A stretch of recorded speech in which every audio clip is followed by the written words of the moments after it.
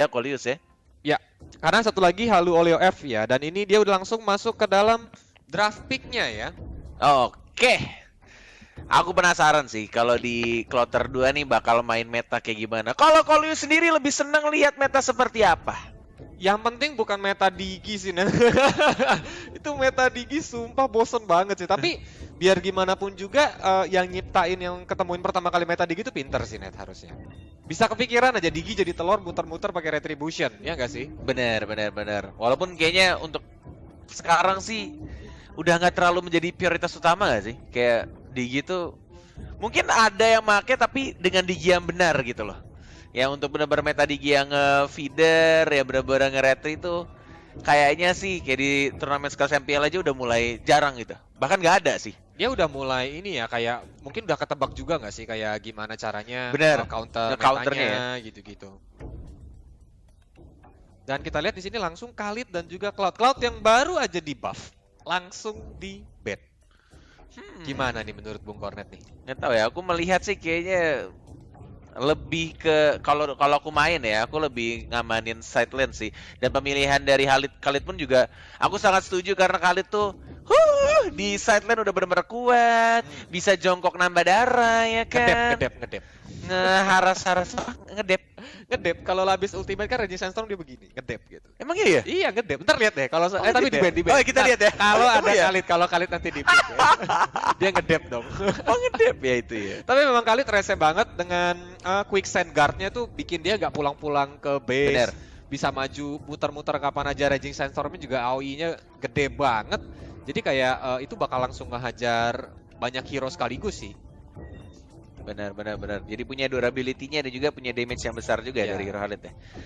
Nah, sekarang udah ada Yuzong juga yang sudah diamanin. Nah, ini udah mulai dihilangkan pelan-pelan nih side lane. Tiga offlane atau side laner plus satu core yang diamanin ya. Wah, ini enggak, ini tumben Bung Kornet tumben pintar ngakak sama Coleus nih. Biasanya kalau sama Ranger emas, aduh gitu. Karena saya sudah mulai dituntut untuk serius kalau draft pick. Padahal, aduh, kenapa ya? Saya tuh tidak bisa serius-serius banget, Coleus. Itu saya lihat sampai dibotakin kan. Kalau enggak palanya keluar asap tiap kali draft pick. Iya, gitu. makanya ini sampai panas kepala saya ini biar adem aja nih kalau mikir terlalu serius nih. Wih, Uranus. Ada Uus yang langsung di pick. Ini Ionic Edge-nya bakal rese banget, bakal ngedive ke dalam terus. Bahkan kalau seandainya lawannya nih meleng sedikit, dia bakal langsung nungguin di base lawan gitu sampai salah rumah nih. Emang masih ada ya orang kayak gitu ya? Ada, Masih ada. ya? Masih. Motong 3 lane itu ya, Ya, yang langsung masuk tapi ke dalam base.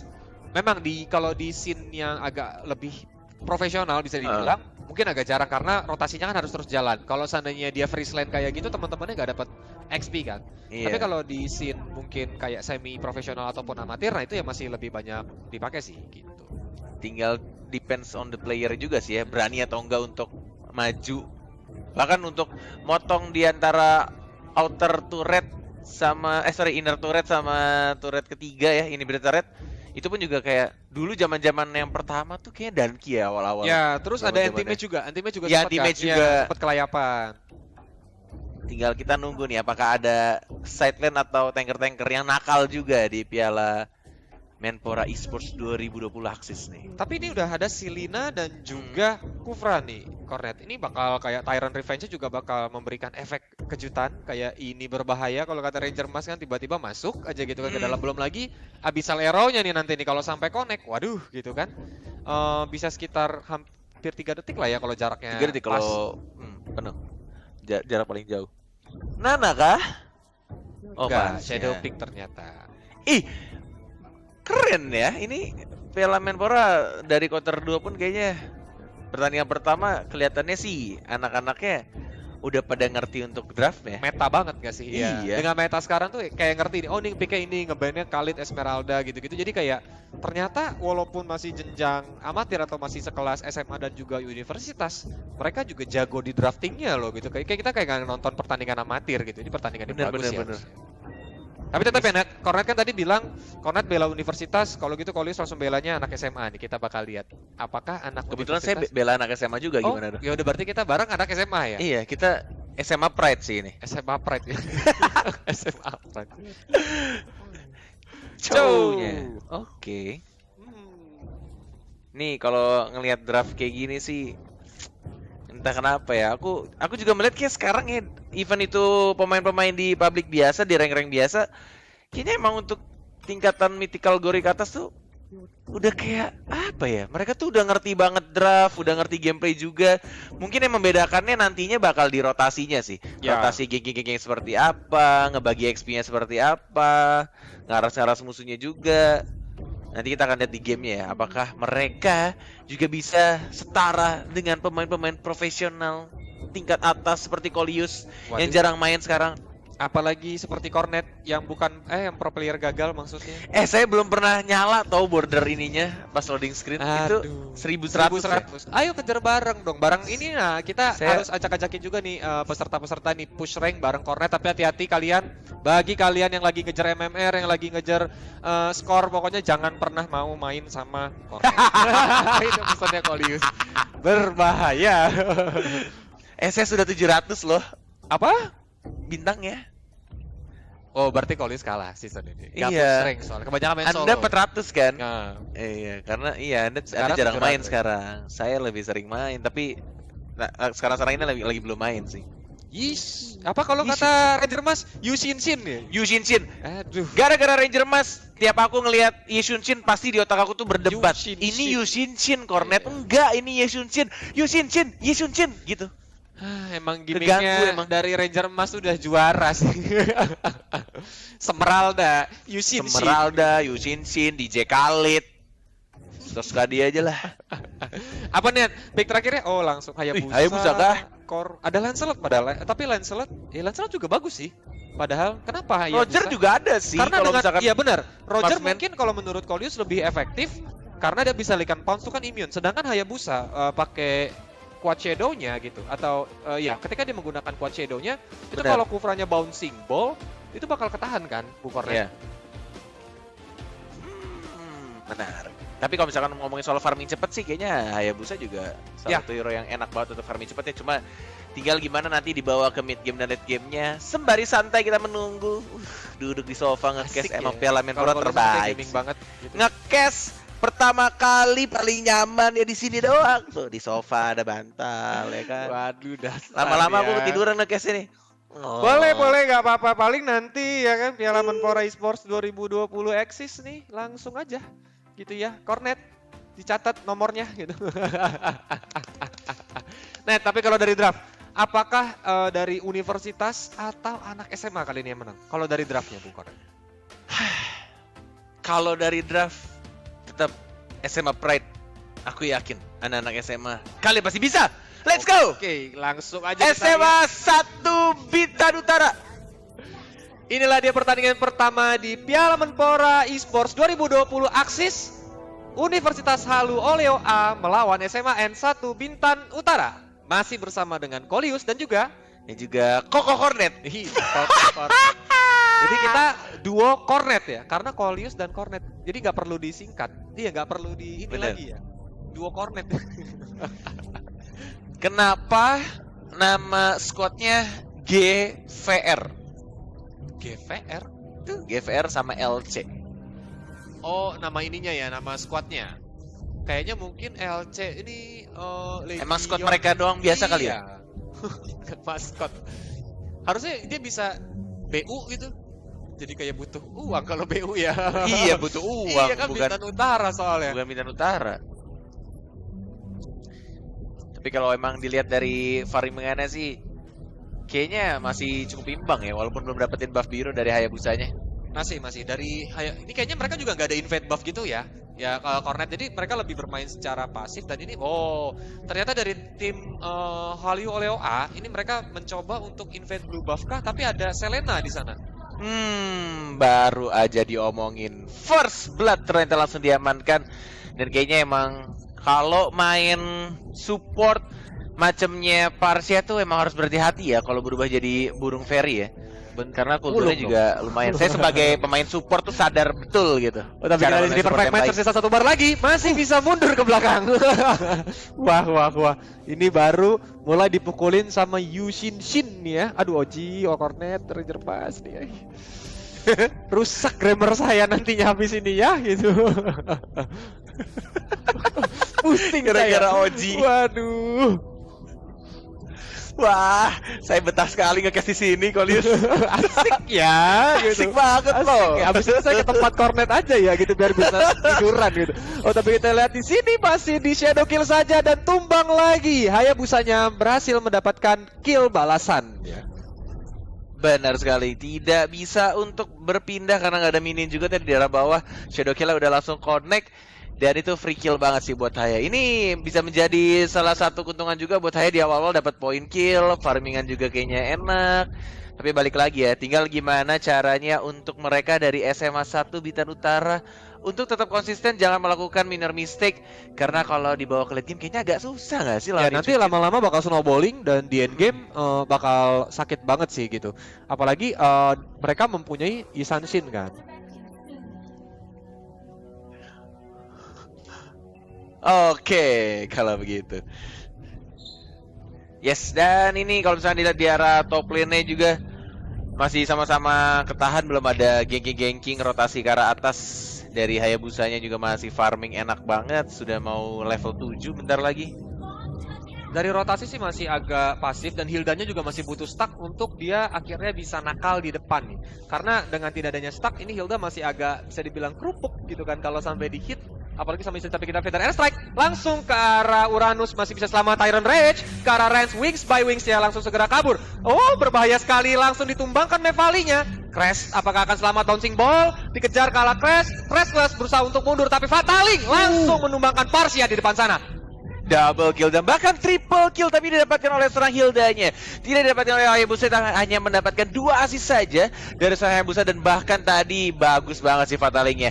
Dan kalau misalnya dilihat dari Sunshine juga dia tidak respect dengan seorang Atlas ya. Dia memakai Retribution sehingga tidak bisa, walaupun dia punya Traceless, tapi Tracelessnya kecepatan dan berhasil langsung ditangkap sama Atlasnya. Tidak menggunakan flicker, hanya menggunakan perfect match dan langsung Fataling. Kena 3 tadi kalau nggak salah. Benar banget. Dan memang momen dari Atlas tadi bagus banget karena ketika Traceless-nya digunakan, dia udah tahu nih, dari Sanshin dia menggunakan emblem Retribution. Dia tidak memiliki battle spell ataupun skill untuk menghindari Fatalingnya lagi. Jadi kayak momennya pas, Parsia-nya keangkat, Yisanshin-nya juga keangkat, itu langsung tumbang begitu aja sih.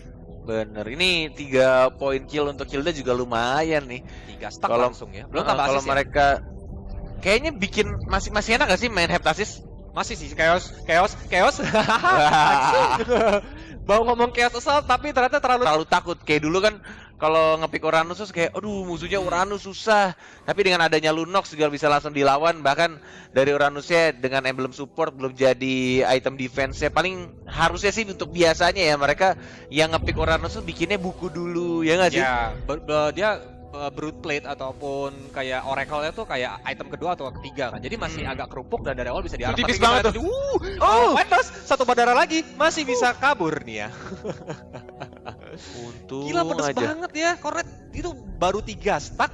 Apa karena Uranusnya under farm ya? Karena udah terpick off 2 kali kan dari Uranus. Bener ini masih bisa dibilang itu kurang banget sih farmingannya dari Uranus, tipis banget bahkan untuk lawan Hilda yang ya balik lagi Hilda juga dapat farmingan enak, poin killnya juga dia 3 tapi di atas tuh digengking lagi kah dan diamankan sama Hildanya. Bener-bener dapat stacknya ini udah makin banyak dari Hilda dan ini berbahaya apalagi Hilda offlaner. Hayabusa juga barusan mendapatkan killnya walaupun Selena ini men-shutdown Hivali ya tadi ya nickname. Mevali itu yang ininya. Siapa? Uranus. Crash. Jadi di sini gameplay dari kedua belah tim nih bermain masih sebenarnya dari tim Halu Oleo mereka mencoba untuk bermain agresif, tapi ternyata Bintan Utara ini selalu main bareng-bareng nih Bung Cornet. Sehingga kayak walaupun dia culik satu, yang lain bisa dapat beberapa hero sekaligus gitu kan. Bener. Bahkan terlihat Fatalingnya kena 2 Kolius.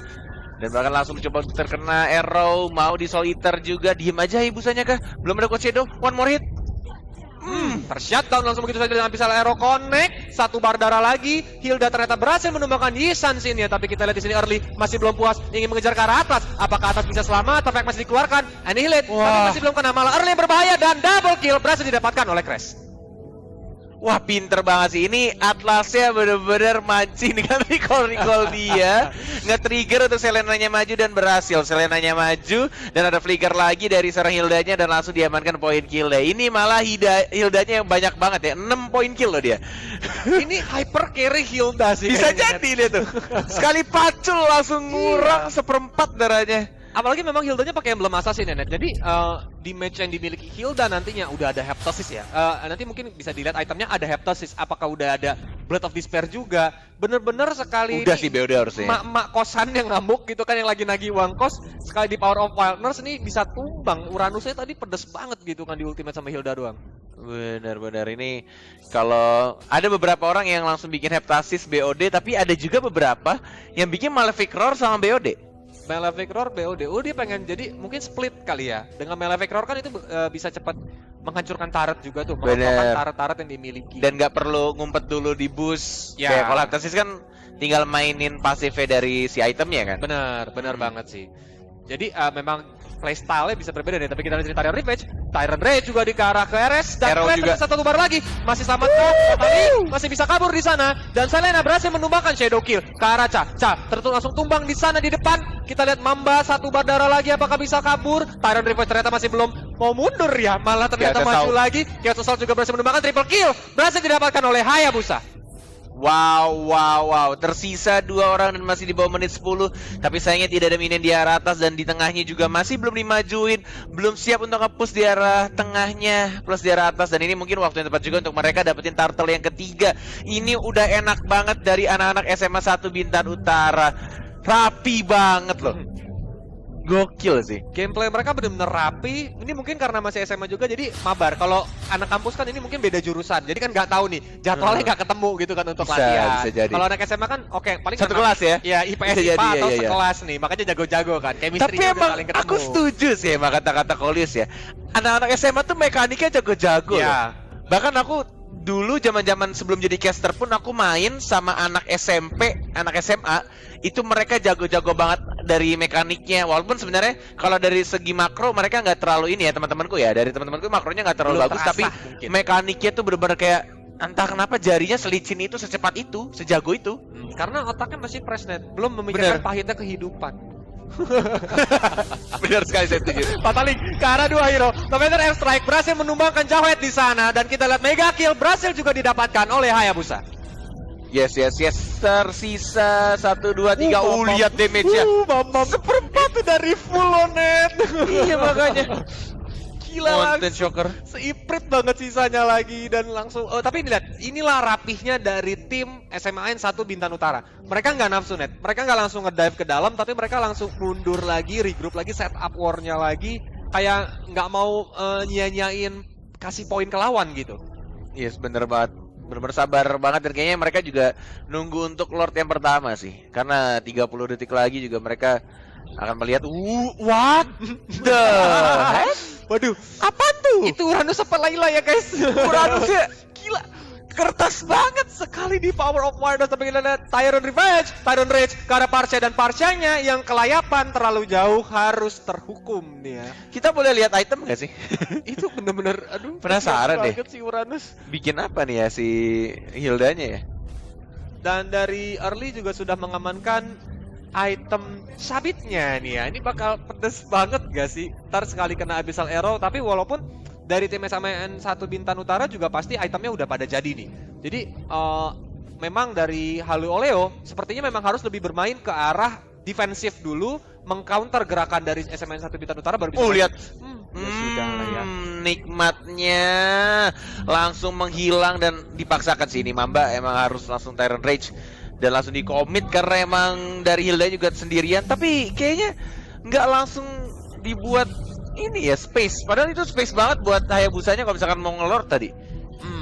Mungkin di sana kayak apakah dari SMN 1 Bintan Utara karena memang perbedaan goldnya udah 8.000 di menit hampir ke-12 ini. Jauh sih. Iya, Mana kan itemnya nih? nunggu lordnya di enhance. Nah, kita lihat ini itemnya nih.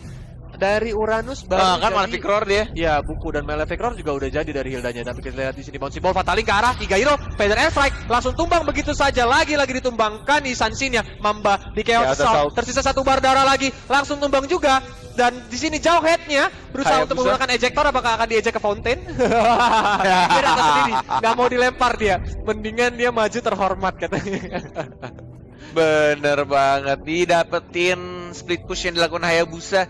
Sudah menit 12, sudah di enhance juga, Lordnya diperkuat. Tinggal gimana caranya mereka untuk ngerapihin lane-nya dari arah atas, tengah, dan juga bawah. Kemudian mungkin mereka akan curi-curi lagi untuk 1-2 hero-nya, kemudian mau Lord.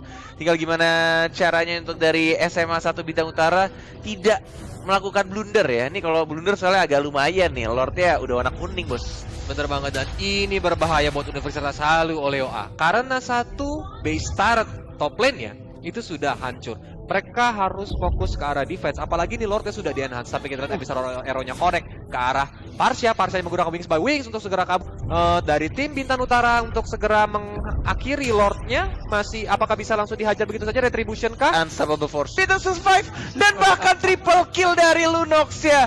Wow. Gila sih, ini masuk keluar tim fight-nya cantik banget kayak istrinya Keluar Kolius. masuknya benar-benar pelan-pelan. Quad Iya. Shadow-nya pun juga nunggu momen Iya. kayak ya mah dia maju mundur lagi. Pataling langsung ke arah Hilda. Waduh, ada di Power of Witness. Hilda harus tumbang dan ini kayaknya harus di end sih.